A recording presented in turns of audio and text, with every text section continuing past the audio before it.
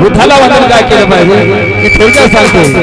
बुद्धाला वंदन काय केलं पाहिजे, बाबासाहेबांना वंदन काय केलं पाहिजे। लोक सांगतात तुम्ही असं केलं पाहिजे, पण काय केलं पाहिजे म्हणलं तर काय माहित नाही।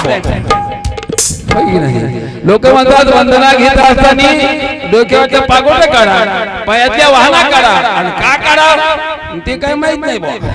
लोक म्हणतात ते संविधान आहे, मला इतक्यापैकी कोणी सांगायचं संविधानातलं पहिलं कलम कोणतं, आता तर संविधान किती कलमाचं आहे नाही का। धम्मपक्षी दावे आल्या आणि एकदा सगळ्यांनी माझी सगळ्यांनी भारताला शिवसेनेसाठी तर सगळ्यांनी जोरदार कारण या गावाचा माझा पहिला कार्यक्रम नाही आणि हातगाव तालुक्याला कमी नाही, पण लोक एवढे जळतात काय आहे की काय काय गावला नाव टाकत आहेत पॉम्पलेटमध्ये, तुम्ही म्हणले की नाही नाही लागत, आणि त्याचा कार्यक्रम स्टेजला त्याचंच पोरग वाजवा आहे, त्याचंच पोरग त्याचं वाजवा आहे, त्याचीच बायको मोहच नाव नाही लागतच नाही।